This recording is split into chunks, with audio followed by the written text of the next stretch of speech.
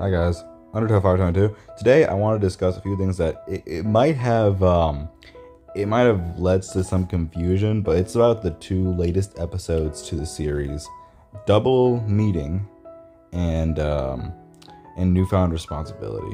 I'm not including the Q&A video because that was more of a bonus video that it's technically part of the canon, but it won't necessarily be included. Though it will be included for something else, but for my first point, it won't. So this is more so talking about. I'm going to discuss what Frisk is doing and what she was talking about to Vanessa, right?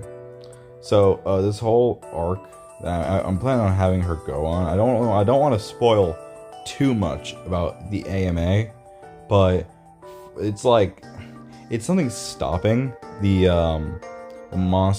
all of monster kind from having full-on human rights. The only reason that they have any rights at all and they can attend a school and monsters have been able to make the schools and hospitals at all this fast is due to their magic that they have, and also the fact that they have a peace treaty, but it's temporary. I forgot the name of a temporary peace treaty, but it's temporary. The reason they have this at all, again, I don't want to spoil too much, but it's because of Frisk. It's because of Frisk. Well, more specifically, determination. But I'm not going to spoil too much. What I would much rather talk about is the confusion of what Frisk was trying to get at to Vanessa. When she was talking to Vanessa, and she mentioned about the other 6 missing children, Frisk wasn't Frisk wasn't basically like they didn't have a choice, so they could just kill whoever. That's not what she was talking about. Sorry, Nicole. No, that's not what she was talking about. Okay, like before then, she was talking about how humans. She's not saying, oh, because humans get away with shit all the time, that means monsters should get away with it. No. She's basically explaining that if you're going, you can't just generalize an entire species based on what one person from that species did. Basically explaining that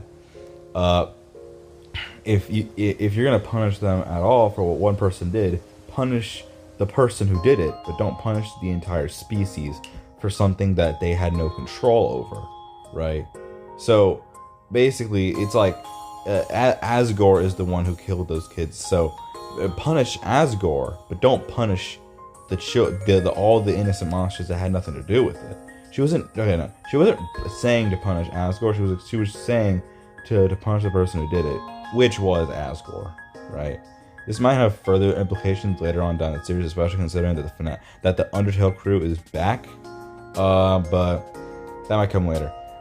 So I was just explaining this because what Frisk was explaining might not have been clear enough, but it's like that. And it's also because she was also explaining that people that have killed, have done devious shit to non-human things. I'm just gonna put up some examples on screen right here, and they just get away with it because they killed an animal that killed a human, but not having any context of it, or why the animal killed it. And apparently, even if the animal is defending itself, they don't even have that. Like, they can't even defend themselves.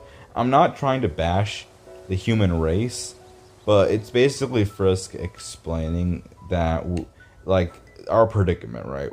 We humans have been on the top of the food chain and have been so used to being able to control everything that when we don't have control over something, we just lose our minds. Like, we just can't handle not having control over something. This is kind of reflective on how some people are when they don't have control over a situation. It's like some self-entitled people, except it's an entire race, or us. I guess you could make the argument that Frisk is being a hypocrite because she is trying to defend an entire race while also being racist towards her own race. You could interpret it as that, but I think it's more of just, or no, it's more of just her explaining to Vanessa that humans aren't so innocent either, and like they shouldn't try to destroy or just seal away or discriminate an entire race of people that are different than humans only because of what one person did. That would not be fair. And the whole thing that said they didn't have a choice, that was more so just to back up her arguments, not enforce it altogether. And I kind of want to, in the future episodes, actually show Monsterkind, and no, not Monsterkind, because Frisk isn't protecting only the monsters. She's protecting every sentient and everything that has human intelligence that is alive but isn't, that is technically alive but isn't human per se. Because she's protecting, like, here's what she's protecting. She's protecting monsters, of course, dead people, which I think I'm gonna show technology that could get rid of, that humans have, that could get rid of ghosts or deceased people. But like Ghostbusters, you have that. But the moral implications of Ghostbusters are kind of screwed over. You're literally trapping innocent people who died and have trauma, and you're trapping them for just like being who they are, and other people being scared of them, right? Like that's a no-go. So it's first protecting dead people as well. Any undead person that has enough brain power to well be like a human, they're just dead.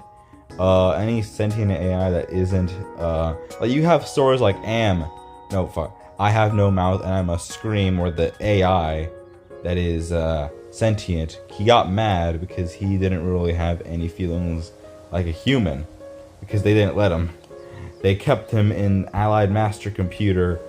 They kept him in a computer. They didn't give him a body. Frisk is basically protecting anything that isn't human, protecting that anything that isn't human but has the knowledge and the intelligence of a human. She's protecting them because, like, we can't stand anything that isn't on our level of intelligence. We literally can't. We would just we would despise them. We would either try to use them for our own personal gain or just try to kill them, because we can't stand anything. Again, we can't stand anything being on our level of intelligence. Basically, if anything has human rights that isn't human, it's got to go. So yeah, that's what I wanted to talk about. Frisk's whole thing with Vanessa and what she was trying to say, because again, that might have been a bit confusing to people. So yeah, I'm gonna move on to the next thing I want to talk about. The next thing I want to talk about is Cassidy's responsibility. So about Cassidy and how what she is doing as a protector, or why she's a protector. It more so has to do with her whole thing with Afton. Basically, William, or as he goes by now, Area 66. I'm just calling him William. For the sake of brevity, I'm just going to call him William. So, William, after he became Springtrap and all that, and the loop happened, I'm gonna explain, when further information about the AU and the whole world building goes out, I'm gonna explain more about like the AU and how it came to be and all that. So it's gonna explain why Cassidy got knocked out and was in a black void for 30 years, and why 30 years is so prominent in the AU, because 30 years FNAF and all that. So I'm gonna explain that later on down the line, but for now I'm just gonna explain about the loop, right? So Cassidy and William, she did everything. She tortured William, and I'm gonna actually, first off, I want to get this out of the way. I'm gonna retcon something here real quick. I'm gonna retcon the 327 resets. Okay, I'm retconning that. Like, no, it's not that little. It's actually, it could be up to interpretation, but it's like not billions, like millions to hundreds of billions of resets. It's up to interpretation, but it's around that margin. If you're wondering how that's even possible, the player could basically manipulate everything in the game, having absolute authority over it, so that could be pretty easy to accomplish. So anyway, Cassidy did everything. not go insane. So like first she tormented William and all that, kept him alive. But after she did it like a few thousand times, that got way too boring for her, and she just did something else at a time. Like she was like, if I'm gonna be stuck in a loop for this long, I might as well try to not go insane, because if you run out of things to do and you do things over and over again enough times, you will lose your mind. So Cassidy did everything the world has to offer. For reference, this world, other than all the lore things that are happening on this earth, has all the philosophy, all the science, all the nerdy thing. It's basically a carbon copy of the real world, right? It's exactly like the real world. There's nothing different from it. Yes, the theory of relativity exists. They can just break the laws of physics. That's why certain characters are so powerful they can break the laws of physics. That's why they can travel so fast. Anyway, so after Cassidy did literally everything she had to offer, she just started tormenting William because, well, she didn't really have anything better to do, and she did everything so many times, and the amount of times, the amount of things she had to do so many times is actually pretty astonishing, because she'd do everything. But you don't just do something once and stop it. Like, you don't, like, say you listen to music, right? If you listen to that music, but you don't stop listening to that music, you don't listen to it once and never listen to it again. You listen to it several times. So, using that same logic, she did everything and went back and did everything with her powers and with everything the world has to offer. And she did everything individually so many times to where she could get bored. And again, going back to the music argument, you could listen to the same music over and over again so many times and you'd never get bored. So she'd have to listen to it so many times to where she would get bored. So that's like thousands or hundreds of thousands of times every per thing that she would do. And so I think that should give you a sort of estimate on how many resets the player must have done. But it's so many times to where she did everything in any individual thing so many times to where she just ran out of things to do and got bored. It was that many times. So yeah, she did go insane in those resets. Well, not totally insane, but just a little bit. And so after all of that, she just basically lost all hope. She kind of became like Sans, per se. Again, my Cassidy, I'm trying to have her be like a mix of Story Ship Kara, which is Kara, and Sans, mixed with Maggie Splutzer from SMG4. I explained this before, y'all know this. But I have her like this. So because of that, she at that point shared Sans' whole knowing that one day without any warning it's all going to be reset type mindset. She basically got depressed and just started doing everything the same way. And so she also kept William alive to torment him, but not because she was angry. She was still angry, don't get me wrong, but it was more so just because she didn't have anything else to do.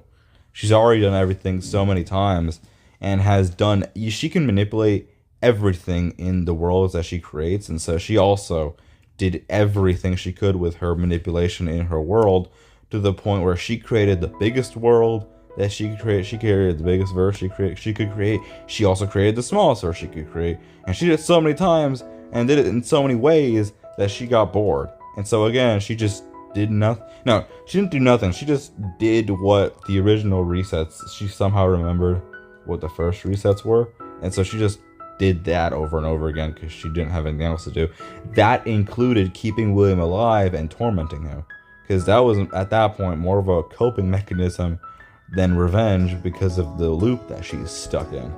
And so because she kept William alive for that amount of time, eventually she just stopped tormenting him altogether until she did it that one last time. That when she did it the last time, the resets stopped. Because it would always be in a certain time to where she'd just be like, okay, this is when the world's gonna reset, and then boom, the world resets. But it didn't. At that moment, it didn't reset. And so then she was like, shit, Evan just left. And so Evan just left. And so at that point, after the resets ended, she could have killed William. She's already tormented him in every fucking way possible. She's already done everything, like I said. But she didn't. And she just kept tormenting William because, like, there's two reasons. She was scared what would happen if she let him go or let him leave hell. Because she didn't know if he'd come back or not. And also because she was still angry at him. And there's a third reason. The third reason is, again, coping. Because she didn't know how she'd be able to go back. She literally did she did everything, which means she did everything the world has to offer. She doesn't really see any point in continuing. And she also killed William so many times in so many different ways that it just became boring. But she continued because she found herself, like, she said, I think she thought that it would be better just to have her faith always just being there, keeping William in hell so he'd never escape, so he could never hurt anyone else again. That was more of an excuse just for her to cope, because Evan left and she was depressed at this point. But because she did that, William fused with Glitchtrap. You saw what happened. William fused with Glitchtrap, and then he escaped. Her hell. Alright. Now that happened, and she knows that happened, and then that caused him to turn into Air William, or I'm just gonna keep calling him. He turned into a destroyer god. He explained this whole thing to her, in the Newfound Responsibility, but it's also because of Evan. After he came back and he fought Cassidy. Cassidy didn't have to fight. Like, she didn't have to fight at all. She could have just gone back to everyone and warned them, and then they could have all just jumped him. Right? They probably might have lost still, but it would have been a lot better than to just fight him herself, and that was more on her. There's a lot of reasons why she did that. First of all, my Cassidy is also somewhat inspired off of William's tragedy, Zachary's. Shout out to Zachary.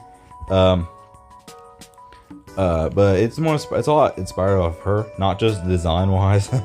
But basically she has to follow on her own path.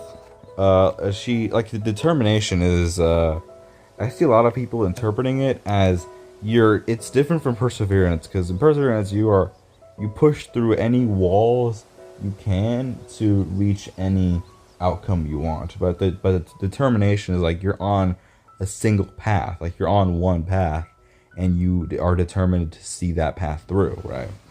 So I always saw that interpretation. Mine isn't really like that, considering determination is more powerful than perseverance in my AU or in my story, but Cassidy does follow this sort of like character, because like, even in the game, even in FNAF, like she doesn't work or attack like any of the other characters. Like for Foxy or Fritz, at least you could somewhat predict his movements. Like you can check the monitors. Like all of them, they have a certain pattern to them that you could see. But Cassidy, there's little to no way that you could predict when she's gonna show up. Like I guess you can see her face on camera 2B, but that's about it. You can't really tell when she's gonna jump at you, and then you have to open your monitor. Like she doesn't really work on the same path as the others. She doesn't, and because of that, her dynamic is a bit differently. So like she thought that she could handle him herself. She didn't want help. She didn't want anyone to have to suffer because of her, right? So basically what I'm trying to get at is she mostly moves on her own and does her own thing. Yeah, you see her playing around, but that's like just she plays around with a lot. She's a lot more calmer than other Cassidys. She does this, but it's more of just in a moment that isn't dire. It's in a moment that she isn't in like a fighting moment. So like she'll be with others if if it's just a calm, or if it's a calm moment, she'll be with them, and she'll act like any other 16-year-old girl in 2024. She'll be chill, really. But if it's not in that moment, she'll try to fix things herself, because that's just her personality. But it's not just that; it's also the fact that she didn't want anyone to get hurt. She knew how powerful William was, and she knew that she basically caused him to be like this because of what I just explained about the whole loop thing. And so that means she feels responsible when handling him herself. Like, she feels this is her responsibility to take care of. And so she fought him, and because of that, she eventually lost, nearly had her soul taken. No, nearly got fully possessed by William using his strings. And now she feels double the pain of the spring locks. And so now she's even less of a help to them versus her just getting everyone and being able to help them at full power. Because now she's suppressed, damaged, and her soul is dying because of the cracks and the damage that it was inflicted on by William. That's like, you could see some of the damage in All Comes Crashing Down, where she has to like take some breaks from fighting because of the pain that the spring locks, or double the pain that the spring locks are causing her, and the fact that her soul is kind of in a dying state.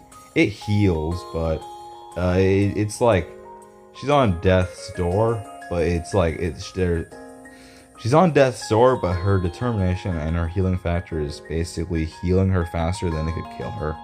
But it's on a slow pace, so she can still feel it. And so, like, they would have been better off if she just got the others and had them all jump William, but she didn't, because she felt this is her responsibility, and she just acts on her own in that case.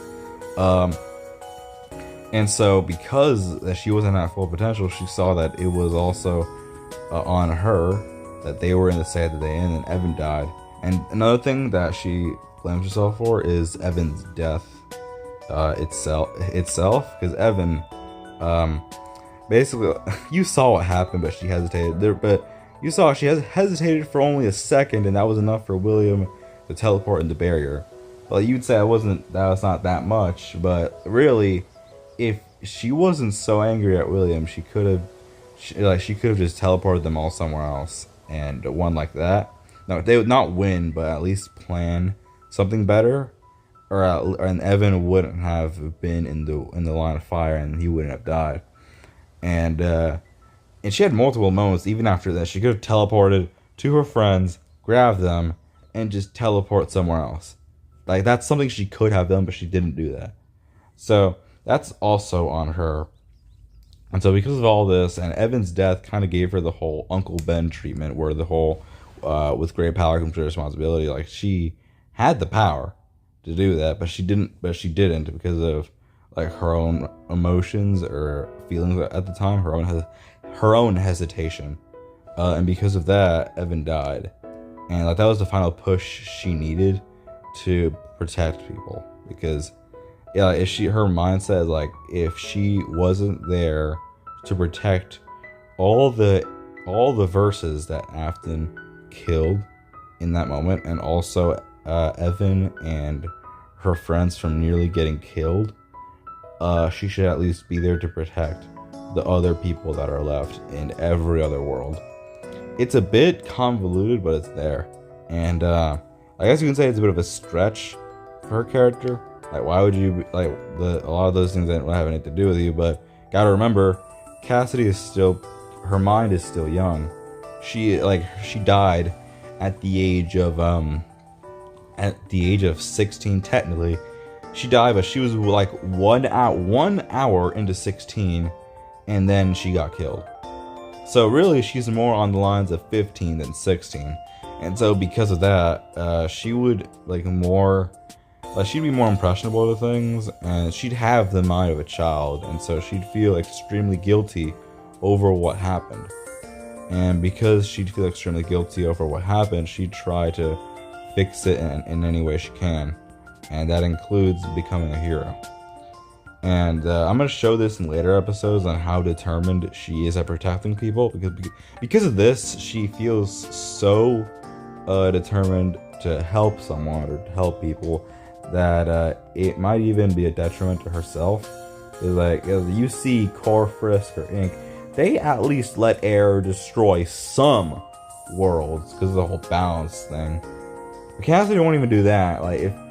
If she's if she's alive, her mind says, like, if she's alive and there's a destroyer out there, she'll do anything she can to stop him permanently, or at least prevent him from hurting anything. So I think the most accurate way to portray everything is that ever since Cassidy became a protector, Air wouldn't have been able to destroy a single AU after that point, because she wouldn't allow him. I think that's an accurate portrayal of how she does things, because of her own guilt. I kind of want her to be like how Spider-Man is, to where he also, as long as he's alive, he won't let someone do any that. He won't let someone hurt another as long as he's alive. And this is shown when he's fighting Morlun, when he's on death's door, is bleeding, has broken bones, broken ribs, and he's still trying to protect people. When he fought Morlun the first time, I kind of want to portray that, but with her, it'll be like a later date. So this video would probably be months or years old when that happens, but it is how it is. So that's really all I wanted to talk about. Yeah, it's just to explain some things, because I know that there's some people who haven't watched the series a lot, and because of that, they wouldn't be as knowledgeable on certain things in my series. So if y'all knew this, if all of you knew this, you didn't really have to watch it. So, like, sorry. Anyway, I'll see y'all in the next video, and stay cool, my guy.